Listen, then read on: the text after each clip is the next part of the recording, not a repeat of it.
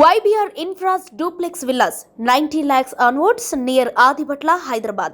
Visakha RTC complex లో ప్రయాణికుల రద్దీ కొనసాగుతోంది. సంక్రాంతికి సొంతూళ్లకు వెళ్లే వారితో కిటకిటలాడుతోంది. ఓవైపు రైళ్లలో విపరీతంగా రద్దీ ఉండడంతో ఆర్టీసీ బస్సుల్ని నమ్ముకున్నారు జనాలు. విశాఖ నుంచి ఇతర ప్రాంతాలకు ప్రయాణికుల సౌకర్యార్థం 1600 బస్సులను సిద్ధం చేశామన్నారు ఆర్టీసీ అధికారులు. నిన్నటి నుంచి ఇప్పటి వరకు 450 అదనపు సర్వీసులను నడిపామని తెలిపారు. మరిన్ని వివరాలు మా ప్రతినిధి చిరంజీవి అందిస్తారు.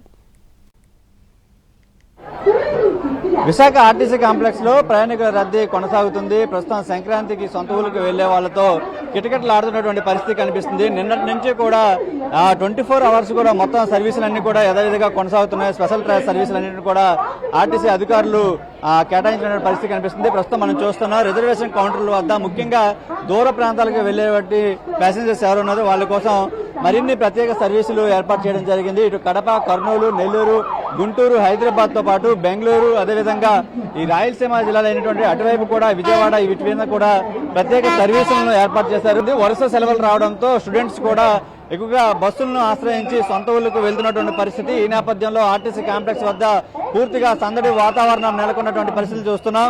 ప్రస్తుతం మనతో మాట్లాడడానికి ఆర్ఎం అప్పలనాయుడు గారు ఉన్నారు. ఆయనతో మాట్లాడే ప్రయత్నం చేద్దాం. సార్ చెప్పండి, ఎలా ఉంది ప్రయాణికుల రద్దీ, ఎటువంటి ఏర్పాట్లు చేస్తున్నాం? సుదూర ప్రాంతాలకు వెళ్లేటువంటి వాళ్ళు కాస్త ఇబ్బందులకు లోనట్లు తెలుస్తుంది. ఎలాంటి సర్వీసులు ఏర్పాటు చేస్తున్నారు? తప్పనిసరిగా అండి, అందరికీ నమస్కారాలు. మేము ద్వారకా బస్ స్టేషన్ నుండి అన్ని ఏర్పాట్లు చేసామండి. మొన్నటి నుండి కూడా రష్ పెరిగింది. స్కూల్కి అన్ని కూడా హాలిడేస్ ఇచ్చినప్పటి నుండి మొన్నటి నుండి నిన్న కూడా హెవీ రష్ పెరిగింది. నిన్న 276 బస్సులు స్పెషల్ అయినప్పటికీ కూడా రష్ ఇంకా తగ్గలేదు. ఈ రోజు కూడా అప్పటికే 150 బస్సులు ఆల్రెడీ పంపించడం జరిగింది. సాయంత్రానికల్లా 300 బస్సుల వరకు కూడా ప్లానింగ్ చేస్తున్నాం. ముఖ్యంగా శ్రీకాకుళం ఎక్కువ ట్రాఫిక్ ఉంటుందండి. తర్వాత బొబ్బిలి, పార్వతీపురం, రాజాం కూడా ఉంటుందండి. ఈ మధ్యకాలంలో చీపురుపల్లి బ్రిడ్జ్ కూడా అయిపోయింది కాబట్టి విజయనగరము, చీపురుపల్లి, రాజాం, పాలకొండ వైపు కూడా బాగా రష్ బాగా పెరుగుతూ ఉంది.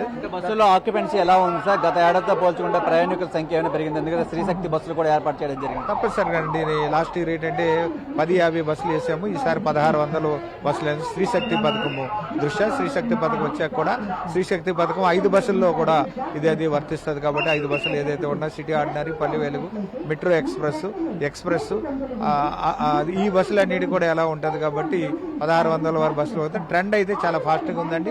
లాస్ట్ ఇయర్ మీద ఈసారి కూడా ఓఆర్ కూడా అత్యధికంగా ఉండే అవకాశం ఉంది. పీక్ అవర్లో అయితే స్టాండింగ్ మించి ఎక్కువ వెళ్తున్నారు ట్రాఫిక్. దాని తగ్గట్టుగా బస్సులు కూడా వచ్చేస్తున్నాము. ఎప్పటికైపు ట్రైన్లు కూడా పూర్తిగా రష్గా ఉంటున్నాయి. ప్రైవేట్ ట్రావెల్స్ కూడా చాలా వరకు టికెట్ల రేటు పెంచుతున్న పరిస్థితి.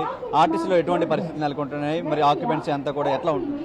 తప్పనిసరిగానండి, ట్రైన్స్ అన్ని ఫుల్ అయిపోయి ఫ్లైట్స్ కూడా బాగా ఛార్జ్ చేస్తున్నాయి.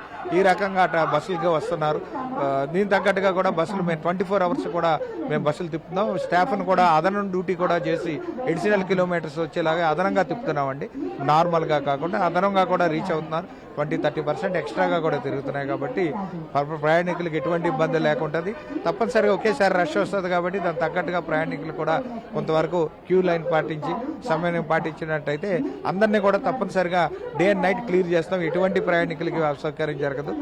మేము బస్ స్టేషన్లో వాటర్ సదుపాయం, టాయిలెట్ సదుపాయం అన్ని కూడా బాగా చేసాం. గత ఏడాదితో పోల్చుకుంటే ఈ ఏడాది సుమారు 600 ఎక్స్ట్రా సర్వీసులు కూడా నడిపించే అవకాశం కనిపిస్తుంది. ఎందుకంటే శ్రీశక్తి పథకం ద్వారా ఇంకా ముఖ్యంగా మహిళలంతా కూడా సొంత ఊరికి వెళ్ళడానికి ఎక్కువగా వెళ్తున్నటువంటి పరిస్థితి కనిపిస్తుంది. ఈ నేపథ్యంలోనే మనం ప్రస్తుతం చూడొచ్చు.